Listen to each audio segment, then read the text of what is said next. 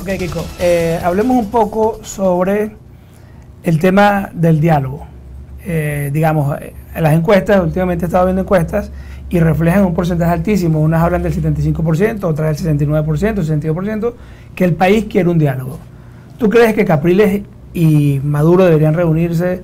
¿O cómo crees tú que de la sociedad debería estructurar ese diálogo en el supuesto de que tú tienes la posibilidad de decidir el poder para hacerlo? Digamos, si tú fueras el jefe de la oposición o el jefe del gobierno, ¿cómo instrumentarías ese diálogo? En primer lugar, el diálogo es un formulario del gobierno. Al gobierno no le interesa el diálogo porque ellos se nutren del viejo discurso del Partido Comunista, del manifiesto comunista de la lucha de clases, donde el adversario es un contrincante con el cual no te puedes mezclar porque es ajeno, negación de lo que tú eres. Entonces tú no te puedes mezclar con eso porque eso es chumba, chumba, chumba. Entonces, eso es una agenda falsa. El discurso del diálogo en Venezuela es muy falso. No, pero el país lo quiere. Sí, sí, el país quiere porque el país quiere rosas, flores, ay, que todos nos llevemos bien, ay, Hello Kitty, pero la realidad no es esa.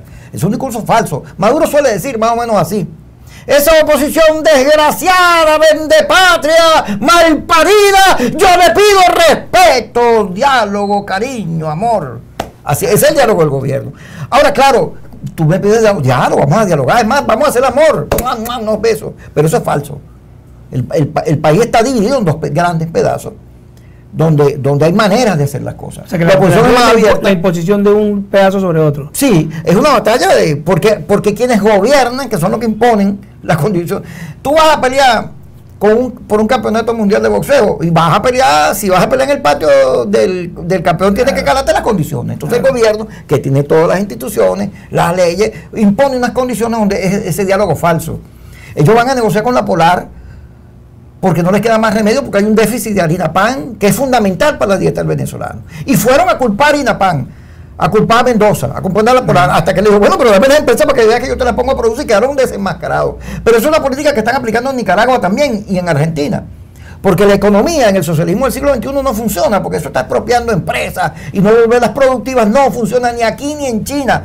En China se volvió capitalista porque la productividad es fundamental y tú no puedes producir expropiando, eso no sirve. Entonces, eso es un diálogo falso. Bueno, la oposición tiene que hacerlo verdadero. Diálogo con quién, con el país. Tienes que ir a hablar con el país que tiene unas necesidades muy grandes, que se siente desesperanzado porque no ve camino. Sobre todo el chavismo, el sector popular chavista, que le dieron casas, televisores a colores, becas, cosas, que le dan mucha plata, ya no le dan nada de eso. Y se le murió el líder. Con ese país es que hay que hablar. Ok, o sea que tú crees que el único diálogo con el caso del gobierno, el diálogo es la fuerza. Con Iris Valera no hay nada que hablar, señora, odia a la humanidad. No, bueno, digamos, no, pero... ¿Qué vas a hablar tú con Iris Valera? No se puede porque te muerde. No, fíjate, Kiko, yo creo que este país en algún momento va a cambiar el gobierno.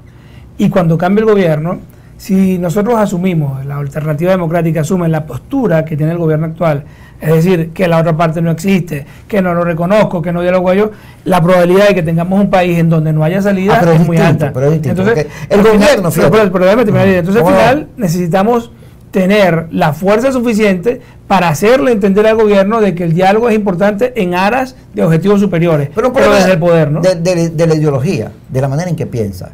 Para los socialistas del siglo XXI, que son iguales a los cubanos, a los rusos, a todo ese socialismo que se cayó con el muro de Berlín. Los autoritarios, en todo caso. Sí, los autoritarios. El otro forma parte de lo que Marx pensaba, la síntesis, la antítesis, ¿y cómo es?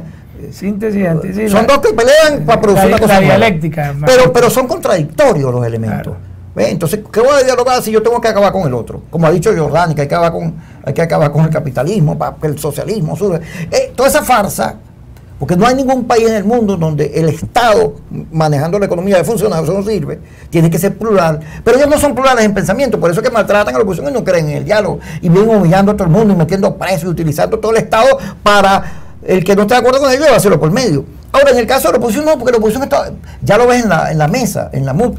Tú eres demócrata, tú tienes que convivir con la diversidad, tú no puedes imponerte a nadie, sino que lograr diálogo y mayorías y consenso, que son palabras que para el oficialismo están vetadas. Ok, o sea que Enrique Capriles Radosky o Leopoldo López o cualquier dirigente importante de la oposición frente a lo que dicen las encuestas, 75% del país habla de diálogo, tú tienes que reinterpretar ese 75% como mi diálogo es con ustedes para que el gobierno... Claro. No mi diálogo es con el gobierno. No, y además decir, ok, Maduro, vamos a hablar, pero yo llevo un fiscal, el Papa, una grabadora, para que todo lo que tú me digas lo cumpla. Ellos firmaron, aquí estuvo Gaviria, en medio de la gran conflictividad que tuvo el país después del paro y la cosa. 2002, y ahí firmaron unos acuerdos que no lo cumplió nadie, menos el gobierno. El gobierno no le interesa el diálogo porque Chávez construyó su liderazgo de la confrontación. Y ese es el estilo que ellos utilizan al meter preso a Mardo. No es que Mardo sea un delincuente, es que ellos necesitan culpabilizar a la oposición de los problemas de la política, que al final de cuentas con eso tapas que la gente no tenga harina, pan, inseguridad, etcétera. Ok, al regresar, Kiko, vamos a hablar un poco sobre las salidas a la crisis, porque tenemos la salida del electoral, de las elecciones regionales, pero han hablado de la constituyente, han hablado de la presionar para la renuncia, en fin, hay diversos escenarios de lucha. Me gustaría escuchar tu opinión sobre eso. Regresamos en unos minutos.